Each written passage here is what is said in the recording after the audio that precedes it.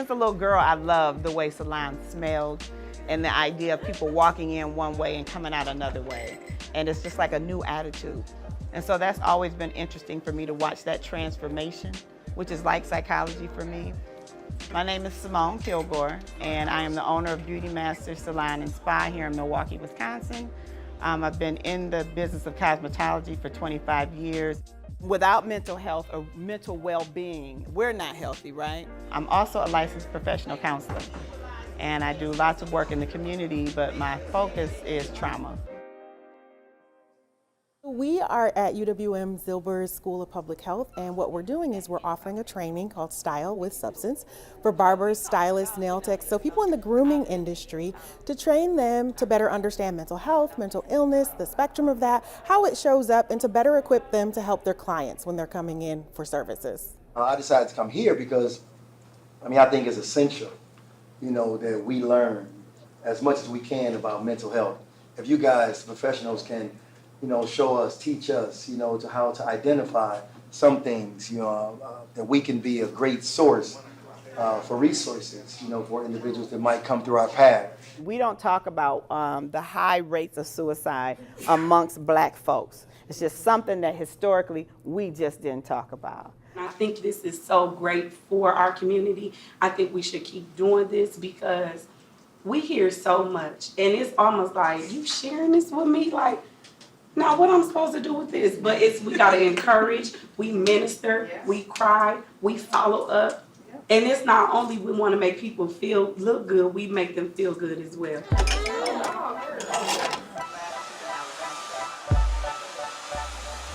The barber salon, the beauty shop has been the place where people go and they let their hair down, literally and figuratively.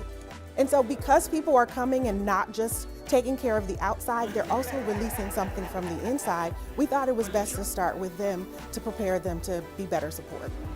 Kind of mean. People tend to open up a lot. You'd be surprised how much people want to share in the salon setting. But the magic that happens here and at most salons in the Black community is a sense of community, where you can talk crap and you can talk smack and you can have fun and you can tell jokes and we can pray and we can laugh and we can hug and we can support each other. Her hair requires quite a bit of heat. If I wasn't a loyal customer. I love you dearly, darling. I know. It's like a judgment-free zone. So, the stylist is like your personal therapist without it being out there that you're going to a therapist. Yeah, it's taboo in the Black community. So it's kind of nice to have that person that you can talk to without judgment or feeling judged. I know all her secrets. No, just like, she's the gatekeeper. No. It's relaxing because when you come in, you may not be in a good mood, but once you start talking to them, and then they share things with you that maybe someone else has been going through, then I feel good. I feel better.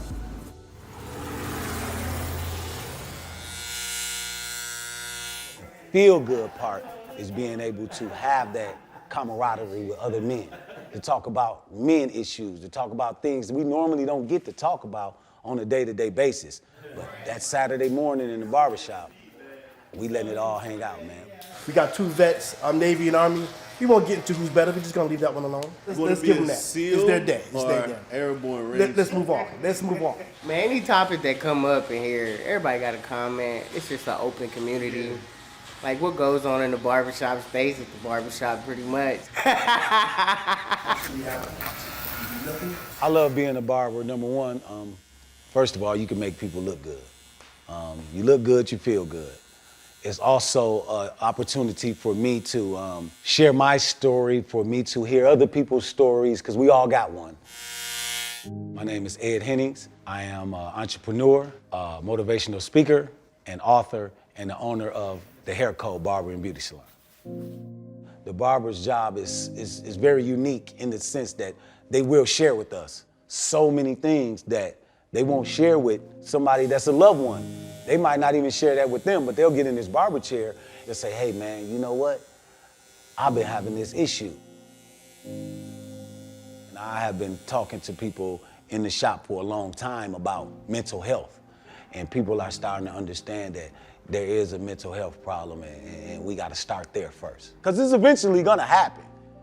You know, you could be in this industry 10 years, but 10 years in a day, somebody comes through that door and say, hey, man, I just had an episode in my life, man, and you better equipped to respond to that. A lot of people do come here with a lot on their shoulders. You see, I come here with my granddaughter because my daughter's in a situation. This is the one place where there's no trouble, and there's no trouble, and if you have trouble, you probably will leave it here. He's more than just a guy that just styles you, cuts your hair. He's like a priest, he's like a brother sometimes, he's like a therapist. I got clients that just want to talk to me because like a therapist or something, you know. So you like a therapist to some people. Oh, I thought some of my clients about what I go through sometimes, you know, have a personal relationship. And you know, and stuff can get real deep like that too, where you real, like, I really need to talk to you, man. Like, hey, sometimes barber need that therapeutic talk too. Have you had clients who have like shared some pretty heavy stuff or like? Yes. Yeah. To the point where I was in tears. We had to go in the back and pray. I had to call the next day, like, how are you doing now? After you get a cut, you just want to sit there before you go back to work or anything in that nature and just chill, talk about, you know, life, and just talk about what you're going through in life, work, and just sometimes just coming to just relax your mind. Since the salons and barbers are such hubs in the community and places where people share and places where people tell their most deepest, darkest secrets, to me it's like we're first responders in the community. We know we get the information first. Why not have information to pass along? I think a lot of work goes into it, from the conversations you have to the services that you provide. It all plays a part in somebody walking out of here with a wonderful feeling.